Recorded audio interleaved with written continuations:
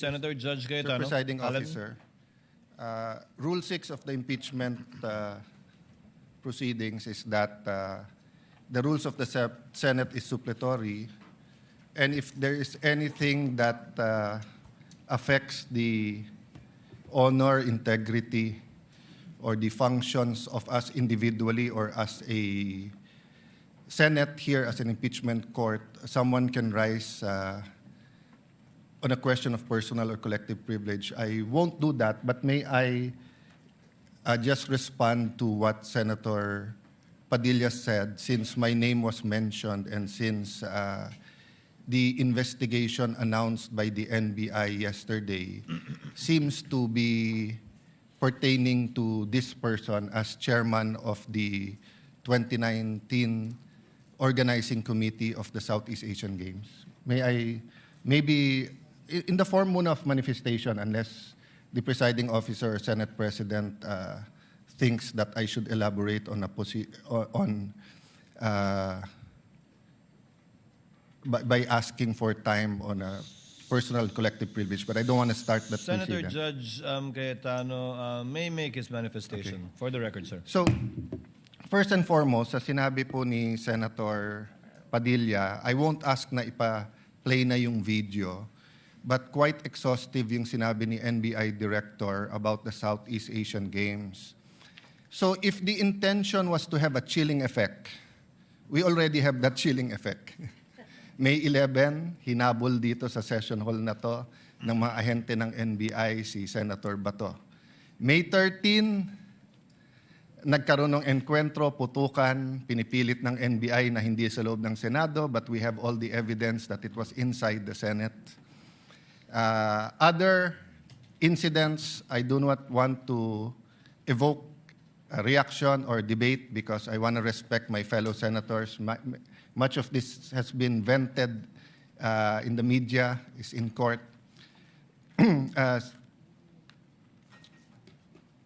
Director Matibag has promised us that he will give us a warrant issued by the ICC, has promised us that he will hold his agents na nanggulpi ng isang OSAA.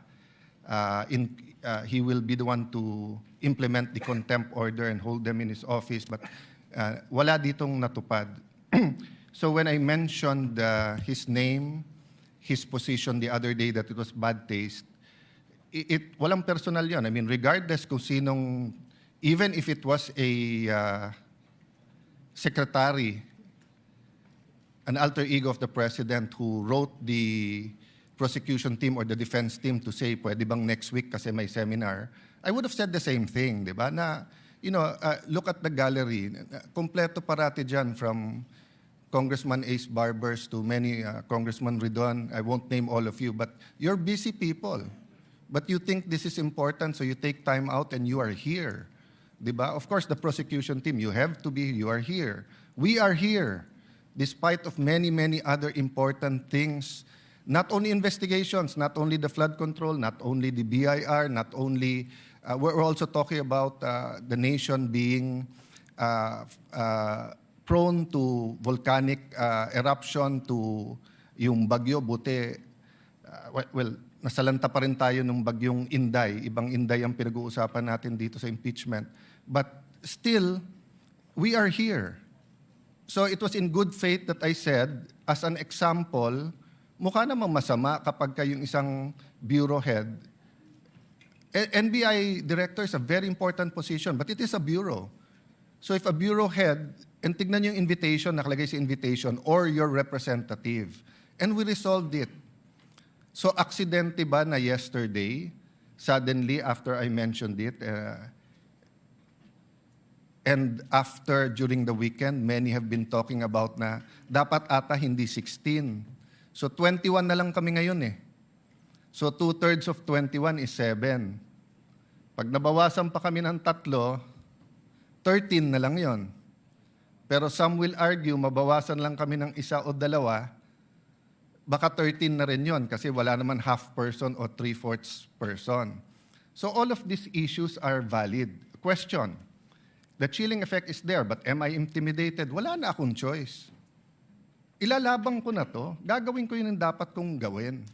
Bumaliktad man yung sitwasyon, si President Marcos ang ini-impeach and I felt a certain way, ilalabang ko rin. Chief Justice man ang i-impeach, ilalabang ko rin. But for the record, Mr. President, go ahead and investigate. First of all, that's been investigated many, many times. COA, I'm not sure. I think the Office of the Ombudsman, ang nag-file pa ata, Chief of Staff mo eh. Senator Rob, I'm not sure but parang may kaso na nun. Senator Drilon quizzed us here. I was Speaker of the House, but I chose to appear before the Senate to be able to answer all of those questions directly. The SEA Games, paulit-ulit yan. Biktima na ng speakership ng 2019 yan. Nahuli namin yung PR na sinabi kikiam, pinakain daw mga Muslim ng baboy, when it was chicken longganisa na pinakain. Pero nasiraan na tayo sa Malaysia, Indonesia. The SEA Games gave us so much honor. So far, it is still the biggest SEA Games in history. Many of our athletes launched their career, even going to gold medals in the Olympics. Our athletic and our yung aquatic natin center in Clark is one of the best in the world. Ang nagsabi nito yung Israeli coach ng isang foreign team doon. But go ahead if you want to investigate. But I just want to put on record, mukhang misfire. Bakit? Yung sinasabi niyang infrastructure na walang bidding, first of all, the procurement law has many modes of procurement. So don't make it appear sa public na just because walang bidding, may anomalya na to. Okay. Secondly, bakit ko sinabing misfire? Hindi po sa I'm referring to director ng NBI Matibag. I had nothing to do with the infrastructure. The chairman of the committee. In fact, I had to resign from the DFA because I was running for congressman during that time. So dun sa sinasabi ni Director Matibag na may congressional insertion to fund it, it's definitely not me because how could a non-member of the Senate or non-member of the House insert anything. Okay. Dun sa sinasabi niyang infrastructure, it was done by the BCDA. The chairman of the BCDA is one of the closest advisors of the president now.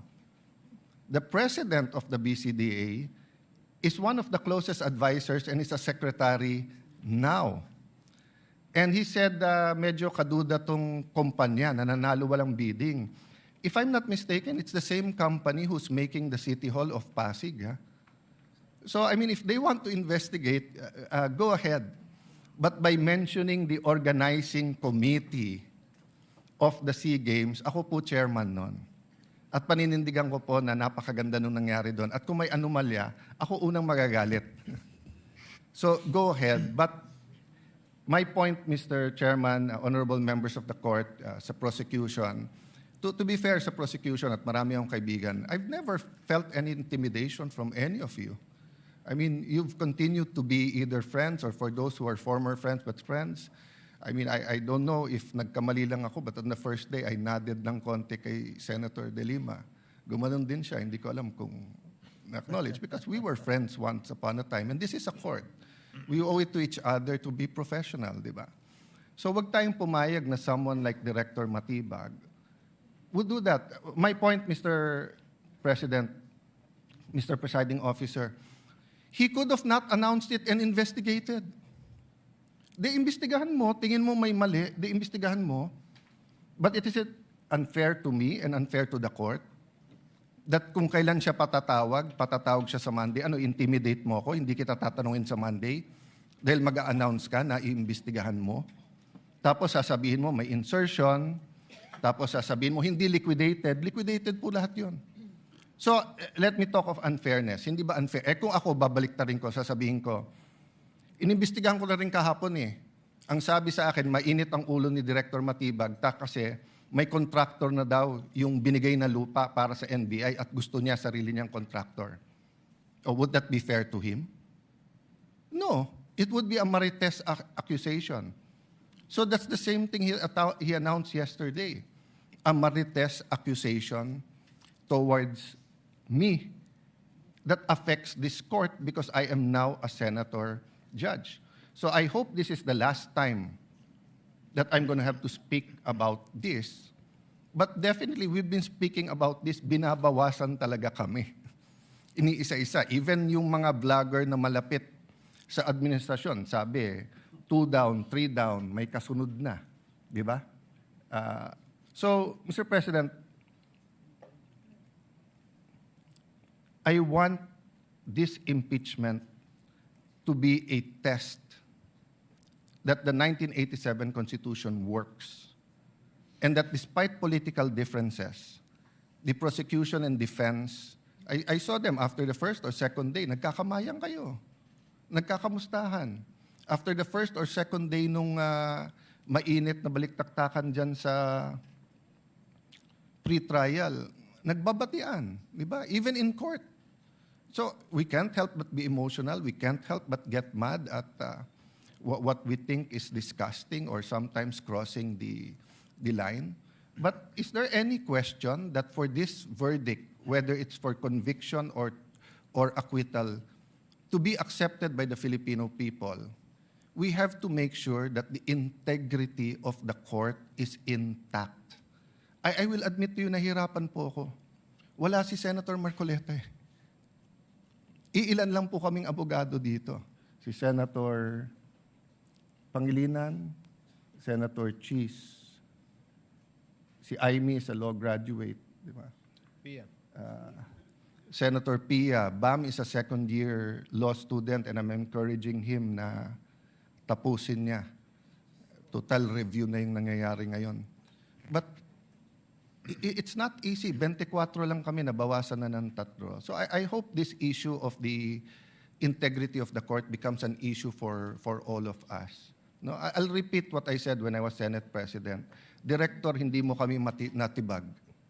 So wag mo try itibagin tong representation na to o itong impeachment court because what you're doing is not helping.